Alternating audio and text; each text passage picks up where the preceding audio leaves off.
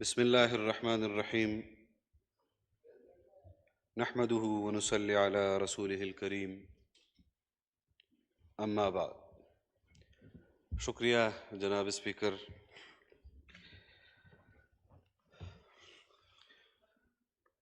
یقیناً پارلیمان کے اندر موجود اراکین اسمبلی نے صرف اپنے جذبات کی ترجمانی نہیں کی، بلکہ پوری قوم کی طرف سے ان کے غم اور ان کے جذبات کی ترجمانی کی ہے۔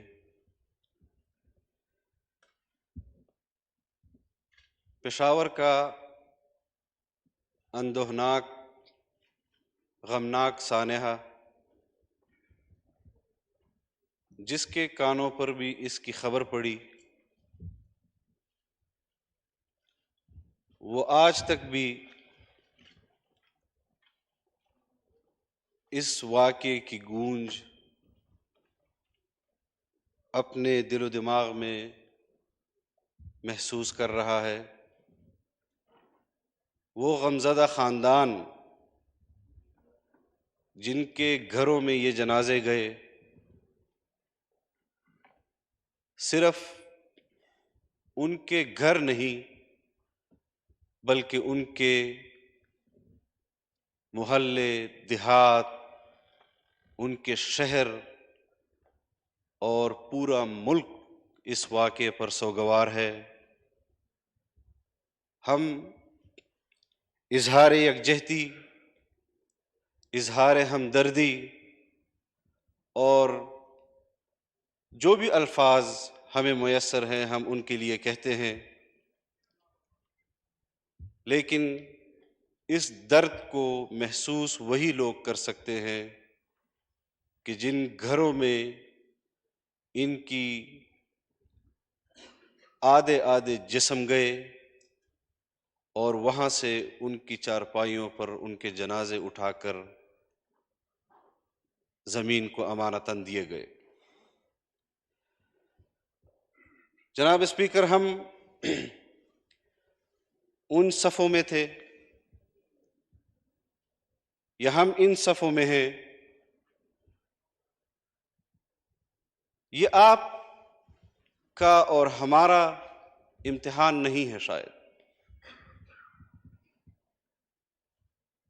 جس کے نتائج ہم آج بھگت رہے ہیں۔ یہ آپ کا اور ہمارا قصور نہیں ہے، لیکن آج ان لوگوں کے وہ غلط فیصلے جس کی پاداش میں اس خطے میں آگ لگی، اور وہ آگ پھیلتی پھیلتی ہمارے ملک بھی آئی، پڑوس کے ممالک بھی گئی، اور آج تک وہ آگ جل رہی ہے، اور اس آگ میں ہم سب جل رہے ہیں۔ ہمیں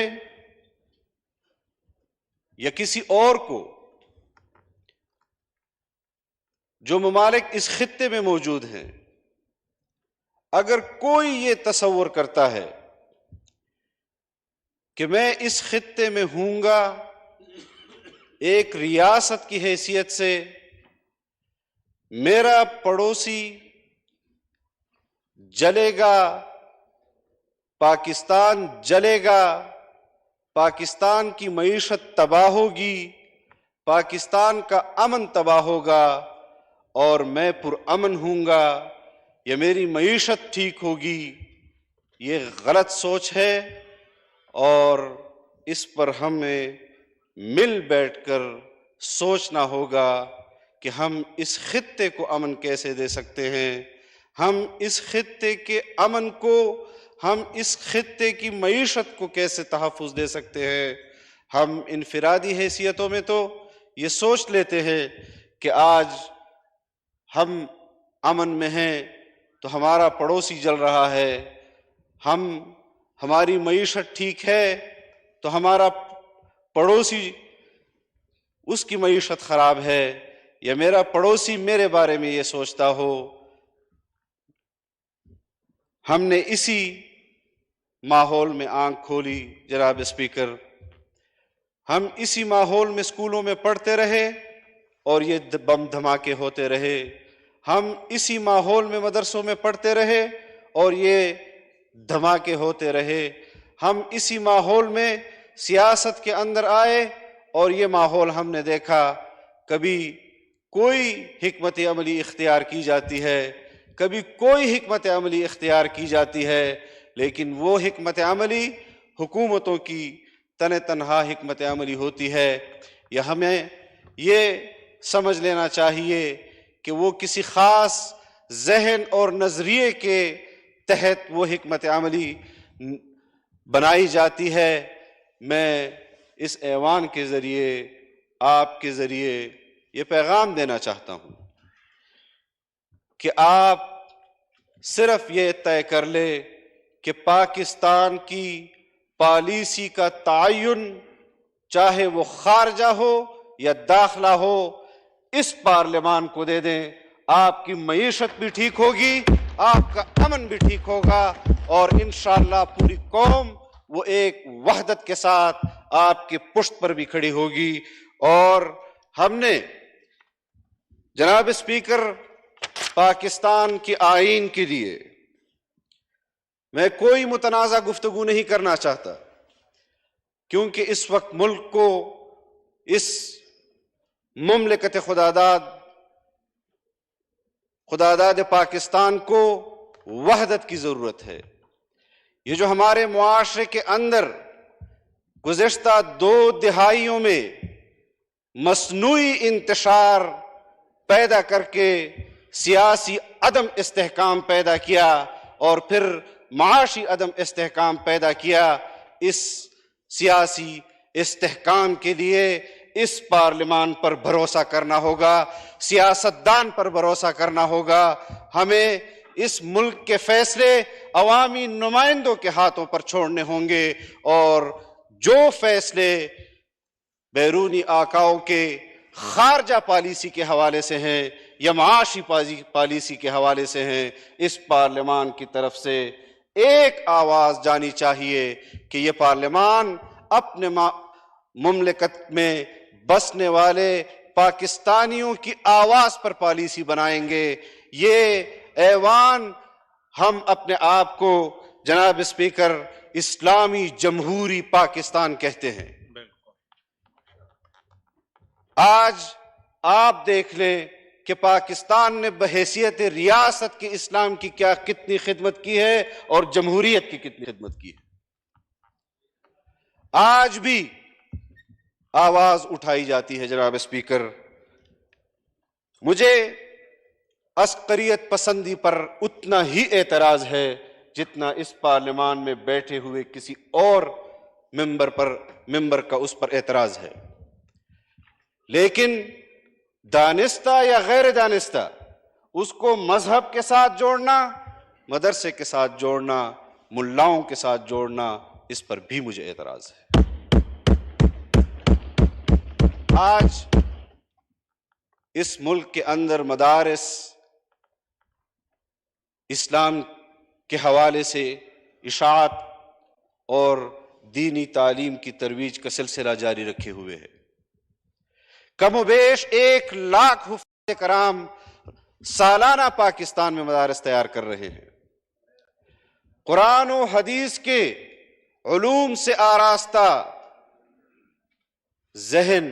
دل و دماغ اس معاشرے میں خدمت کے لیے صرف کر رہے ہیں۔ تو خدا را آپ کوئی بھی بات یہاں کی جائے تو وہ سوچ سمجھ کر کی جائے، اور اس حوالے سے اس بات کا بھی خیال کیا جائے کہ ہم نے یہ ملک اسلام کے نام پر حاصل کیا تھا، اور اس سے بڑھ کر جناب اسپیکر آپ کی قیادت نے اس پاکستان کے لیے شہادتیں دی۔ اسلام کے بعد جمہوریت کے لیے، آئین کے لیے مشقتیں برداشت کی۔ جناب اسپیکر، آپ کے کولیگ تھے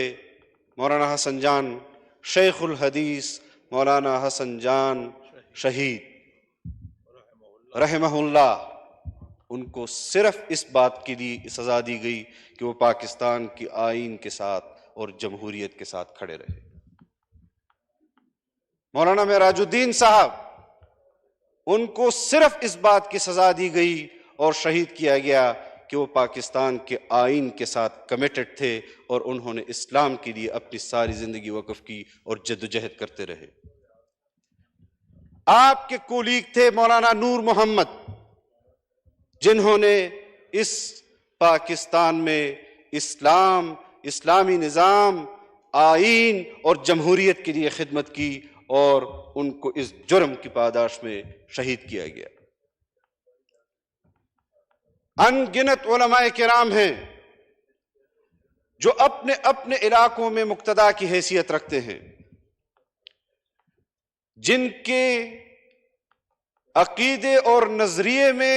ذرہ برابر بھی لغزش نہیں آئی، وہ چٹان کی طرح پاکستان کے ساتھ کھڑے رہے، آئین کے ساتھ کھڑے رہے، جمہوریت کے ساتھ کھڑے رہے، کیونکہ اس ملک کے آئین میں مفکر اسلام حضرت مولانا مفتی محمود رحمہ اللہ کا کردار تھا،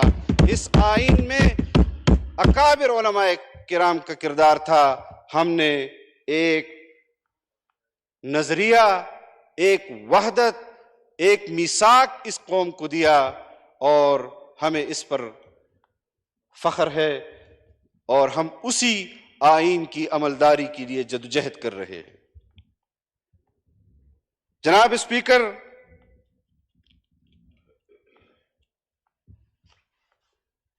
بہت سارے واقعات جو گزشتہ تھوڑے عرصے میں ہم نے دیکھے،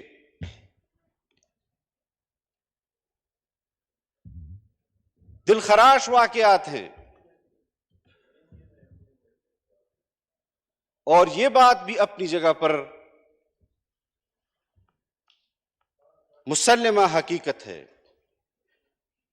کہ کچھ لوگ پاکستان کے اندر حکومتوں سے ناراض، ریاست سے گلہ مند، لیکن ان کا آج بھی اس آئین پر یقین ہے، ان کا آج بھی ریاست پر کوئی اعتراض نہیں، لیکن حکومتوں کی پالیسیوں پر اور جو کچھ وہ محسوس کرتے ہیں کہ ہمارے حقوق کی حق تلفی ہو رہی ہے، اس کے لیے آواز بلند کرتے ہیں۔ لیکن کچھ لوگ اس ملک میں ایسے ہیں جناب اسپیکر کہ ان کے ان حقوق کے حوالے سے ان کو اشتعال دلاتے ہیں، ان کو ریاست کے خلاف اشتعال دلاتے ہیں، ان کو اپنے مذموم مقاصد کے لیے استعمال کرتے ہیں، تو پھر اس وقت میں اس پارلیمان کا کردار سامنے آتا ہے، جمہوری قوتوں کا کردار سامنے آتا ہے کہ آپ ان لوگوں کو جو اپنے حق کے لیے آواز بلند کرتے ہیں ان کی اصلاح بھی کرتے ہیں، ان کو ریاست کا دائرہ بھی بتاتے ہیں اور ان کے حقوق کے لیے اپنی آواز بھی بلند کرتے ہیں، ان کو اپنی جدوجہد کا احساس بھی دلاتے ہیں اور ان کا حق بھی بالآخر ان کو دلوا دیتے ہیں۔ اور یہ کام اس پارلیمان کا ہے، جمہوری قوتوں کا ہے، سیاسی قوتوں کا ہے، اور ہم نے اس سفر میں جہاں اپنے جید علماء کرام کو امانتاً اس زمین کے حوالے کیا ہے، ہم آج بھی اسی راستے پر چلتے ہوئے آئین کے نیچے مملکت خداداد میں بسنے والے کروڑوں مسلمانوں کے حقوق کی ترجمانی کر رہے ہیں، جدوجہد کر رہے ہیں، اور انشاءاللہ وہ نصب العین بھی ہم اس ملک کو دیں گے کہ جس کی بنیاد پر اس ملک کی آزادی کے لیے ہمارے اسلاف، ہمارے اکابر جو آج اس دنیا میں بھی نہیں ہیں، جدوجہد کی تھی۔ آئین بھی ہم نے دیا اور اس پر عمل درآمد کرانے کے لیے انشاءاللہ یہ بھی ہم ہی کروائیں گے انشاءاللہ۔ انشاءاللہ۔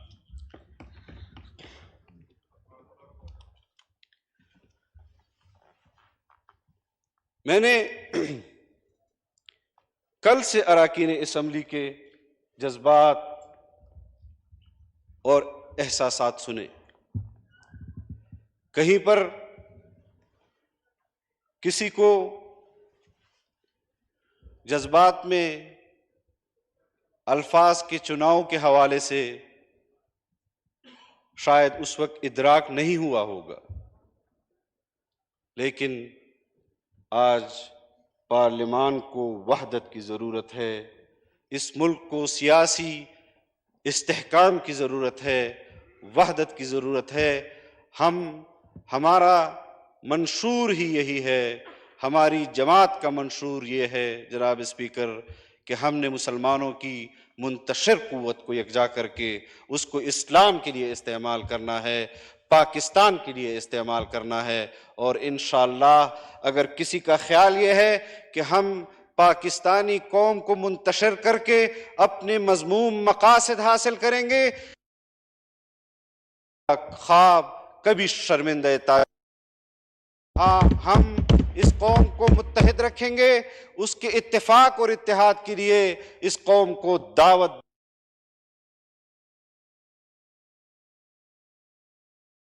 40 سالوں میں ہمیں مزید اس نقصان سے بچنا ہے، اس کے لیے اپنا کردار ادا کرنا ہے۔ آج ہم کہتے ہیں کہ ہم سے غلطیاں ہوئی ہیں۔ جناب اسپیکر، جمعیت علماء اسلام نے ہمیشہ عوام کے امنگوں اور خواہشات کی ترجمانی کی ہے۔ اس ایوان میں اگر کوئی مذاکرہ کرنا چاہتا ہے ہم اس کے لیے بھی تیار ہیں، اگر کوئی مکالمہ کرنا چاہتا ہے ہم اس کے لیے بھی تیار ہیں۔ ہم پاکستان میں بدامنی کے کسی سازش میں نہ پہلے ملوث تھے نہ آج ملوث ہیں، ہم امن کے لیے کردار ادا کریں گے۔ آپ کے امن کے حوالے سے تو آپ کہتے ہیں کہ مذہبی اور ملاؤں نے اس کا امن خراب کیا، کیا پاکستان کی معیشت بھی ملاؤں نے خراب کی؟ کیا پاکستان کا تعلیمی نظام بھی ملاؤں نے خراب کیا؟ ہمیں تو ایک موقع ملا جناب اسپیکر، ہمیں جو قرضہ ملا تھا اربوں روپے وراثت میں، ہم نے اس کا آدھا کر کے، جب حکومت چھوڑ رہے تھے ہم نے آدھا کر کے چھوڑا۔ تو ہم نے اجتہادی طور پر ہم سے کوئی غلطی ہوئی ہوگی، لیکن قصداً ہم عوام کے خواہشات کی ترجمانی کے لیے ہر وہ فیصلہ کرتے گئے اور ہم نے مشکلات برداشت کی۔ ہم پاکستانی عوام کے لیے اور ان کے خواہشات کے برخلاف آج بھی کوئی فیصلہ نہیں ہونے دیں گے انشاءاللہ۔ انشاءاللہ۔ ہم اس حوالے سے پارلیمان کے اندر بھی اپنا موقف دیں گے جب آپ اجلاس بلائیں گے، اور ہم نے تجویز بھی دی ہے کہ اس مسئلے پر یہ ایک ہمارے سامنے سانحہ آیا اور ہم ہر سانحے کے بعد بیٹھتے ہیں، اور ہم اس بات کا اظہار جناب اسپیکر اس فلور پر پہلے بھی کر چکے ہیں، ہمارے ممبران کرتے آ رہے ہیں۔ آج جب مولانا جمال الدین صاحب آپ کی کرسی سے مخاطب تھے تو میں سمجھ رہا تھا جناب اسپیکر کہ ان کی طبیعت اور ان کے الفاظ میں بہت بڑا فرق ہے۔ وہ اپنا معافی ضمیر اپنے جذبات کی بنیاد پر آپ تک نہیں پہنچا پا رہے تھے، اور میں خود گیا ہوں جناب اسپیکر، ان کے دیہاتوں کے دیہات 100% ملیا میٹ، زندگی کی کوئی آثار جیسے وہاں تھے ہی نہیں، باقی قبائل کے اندر کیا صورتحال ہے؟ ہمارے جمعیت علماء اسلام قبائل کے امیر ہمارے پارلیمان کے رکن بھی ہیں، وہ بھی بارہا یہاں پر قبائلیوں کے ان احساسات اور ان حقوق کی آواز یہاں بلند کرتے رہے۔ اور مجھے یاد ہے جناب اسپیکر کہ جب بھی قبائلیوں کے حوالے سے کوئی ایشو آتا تھا، ہمیں جب آپ اپوزیشن میں ہوتے تھے ہمیں آپ پر یہ اعتماد ہوتا تھا کہ اگر ہم کسی حوالے سے آپ کی مدد مانگیں گے تو آپ کی تائید ہمیں حاصل ہوگی، اور آپ کی تائید ہمیں وہاں حاصل تھی۔ آئینی ترمیم آئی، آپ نے ہمارا ساتھ دیا وہاں پر۔ ہم اس حوالے سے اپنا یہی نقطہ نظر بیان کرنا چاہتے ہیں جناب اسپیکر کہ اس قوم کو بھی بہت غم برداشت کر لیے۔ اس قوم کا اعتماد اس ریاست پر کیسے بحال ہو، یہ آپ کی بھی ذمہ داری ہے بطور اسپیکر کی، اور ہماری بھی ذمہ داری ہے بطور حکمران جماعت کے ساتھ شراکت اقتدار میں رہتے ہوئے انشاءاللہ ہم اپنا کردار ادا کریں گے اور دیگر جماعتیں اپنا کردار ادا کریں گی۔ یہ کیسے ممکن ہے کہ پاکستان میں اتنے بڑے سانحات ہوں، لوگوں کے گھروں میں جنازے جائیں، لوگوں کے گھروں سے جنازے اٹھیں، ایک ایک گھر سے 2 2 3 3 اور 6 6 جنازے اٹھے ہیں جناب اسپیکر۔ ہمیں اس کے حل کی طرف اپنی تجاویز دینی ہے۔ ہم اپنی ذمہ داریاں نہیں پوری کر سکیں گے، لیکن اگر ہم اس کے لیے جدوجہد کریں گے، ہمارا حق ہم اس طرح ادا کرتے رہیں گے کہ ہم جب تک اس ملک کی معیشت کو اور اس کے امن و امان کو بحال نہیں کر لیتے، اس ملک میں اس وقت جو صورتحال ہے، آپ بتائیں جناب اسپیکر، میں تو بہت ساری چیزوں پر قبل از وقت گفتگو نہیں کرنا چاہتا، لیکن یہ کیسے مذاکرات ہوں گے، اگر ہوئے بھی ہے یہ کیسے مذاکرات ہوں گے کہ ہم قبائل کے اندر ہماری جماعت، بلوچستان کے اندر ہماری جماعت، خیبر پختونخوا کے اندر ہماری جماعت، قوم پرست جماعتیں آج جو آپ کے ساتھ پارلیمنٹ میں بیٹھی ہیں، آپ بتائیں، میں اپنی جماعت کی طرف سے کہتا ہوں مجھے نہیں پتا کہ کیا مذاکرات ہوئے ہیں، اور اگر ہوئے ہیں اور ناکام ہوئے ہیں تو ہمیں بھی پتہ نہیں ہے کہ کیوں ناکام ہوئے ہیں۔ قوم پرست جماعتوں کو نہیں ادراک کہ مذاکرات ہوئے ہیں تو ان مذاکرات میں ان کا کیا کردار رہا ہے۔ اس لیے جناب اسپیکر، ہم ایک ہی مطالبہ کرتے ہیں کہ ہمیں اعتماد میں لیتے ہیں یا نہیں لیتے، مذاکرات کرتے ہیں یا نہیں کرتے، اس پارلیمان کو اعتماد میں لیا جائے اور اس پارلیمان سے پوچھا جائے کہ پاکستان کے عوام کے متعلق کیا فیصلہ کرنا ہے اور کس راستے پر چلنا ہے۔ ہم بہت مار کھا چکے ہیں جناب اسپیکر، اکیلے یہ بوجھ اب کوئی شاید نہ اٹھا سکے۔ ہمیں من حیث القوم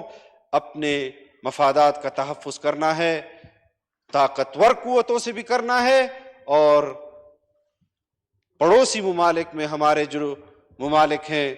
ایک آواز ہماری طرف سے ضرور جانی چاہیے کہ امن ہوگا تو سب کے لیے ہوگا، معیشت ٹھیک ہوگی تو سب کے لیے ٹھیک ہوگی۔ کوئی اپنی معیشت تن تنہا ٹھیک نہیں کر سکتا، کوئی اپنے ملک میں امن تن تنہا نہیں لا سکتا۔ یہ ہماری مشترکہ ذمہ داری ہے، اس کے لیے مشترکہ جدوجہد کرنی ہے، اور ایک دوسرے کے حقوق کا بھی خیال کرنا ہے، اور ایک دوسرے کے حوالے سے ان کے آزادی کو بھی تسلیم کرنا ہے۔ میں انہی الفاظ کے ساتھ، اور جو اس کے ساتھ دیگر 2 واقعات ہوئے ہیں، کوہاٹ میں واقعہ ہوا، وہاں پر 35 طلباء شہید ہوئے ان کے لیے ان کے خاندانوں کے ساتھ بھی اظہار کرتا ہوں ہمدردی کا، اور میاوالی کے اندر جو کل واقعہ ہوا، اللہ تعالیٰ کا شکر ہے کہ وہاں پر کوئی جانی نقصان نہیں ہوا۔ اس طرح لسبیلا کے میں جو ٹریفک حادثہ ہوا ہے، اللہ تعالیٰ تمام مسلمانوں کو کی مغفرت فرمائے، ان کے خاندانوں کو، لواحقین کو صبر جمیل عطا فرمائے۔ پاکستان زندہ باد، وآخر دعوانا الحمدللہ۔